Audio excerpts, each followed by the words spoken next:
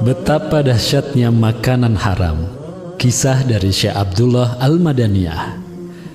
Dikisahkan ada seorang pemuda yang mampu tawaf 1000 kali. Pemuda ini tidak mencolok di mata orang awam, tapi di mata Syekh Abdullah sangatlah mencolok. Setiap hari pemuda ini diperhatikan oleh Syekh Abdullah sembari menghitung, dan subhanallah, tawafnya pemuda ini memang benar 1000 kali. Lalu Syekh Abdullah mendekati pemuda ini dan berkenalan, kemudian mengajak pemuda ini ke rumahnya.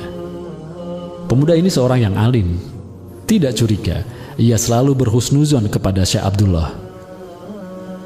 Saat di rumahnya, Syekh Abdullah menguji pemuda ini dengan menghidangkan makanan yang syubhat. Pemuda ini pun menyantap makanan yang diberikan Syekh Abdullah. Tapi esok harinya, ketika pemuda ini mencoba tawaf, pemuda ini tidak mampu melakukan tawaf 1000 kali, melainkan hanya 150 kali saja. Syekh Abdullah kembali mengajak pemuda ini ke rumahnya. Beliau kembali menghidangkan makanan, namun kali ini makanan yang haram. Pemuda tersebut tetap tidak merasa curiga, hanya kemudian akhlak pemuda ini merosot jauh. Ia lebih suka marah-marah, sholat pun tidak tepat waktu.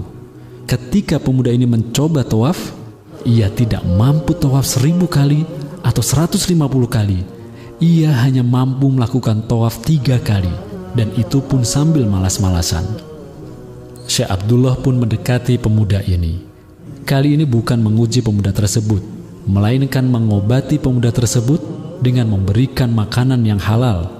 Dan subhanallah, pemuda ini saat kembali tawaf mampu melakukannya 200 kali, dan seterusnya, terus bertambah jumlahnya hingga 1000 kali.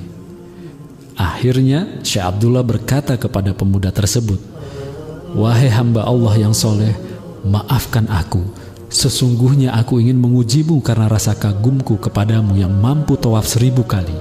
Tak disangka pemuda ini ternyata seorang wali. Ia menjawab perkataan Syekh Abdullah yang tersimpan di hati beliau. Pemuda itu berkata, "Aku tahu engkau mengujiku dengan makanan yang engkau berikan.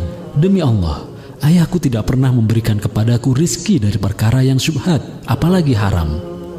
Syekh Abdullah pun tersenyum. "Wahai pemuda, kau bukan orang biasa. Apakah hanya aku yang bisa melihatmu?" Pemuda itu berkata, "Iya, hanya engkau yang bisa melihat tawafku. Karena ketika aku tawaf, waktu seakan-akan berhenti. Orang-orang baru tawaf 1 kali, sedangkan aku sudah melakukannya 100 kali. Allahumma sholli wa sallim wa barik ala sayyidina wa maulana Muhammad wa ala alihi wa sahbihi ajmain."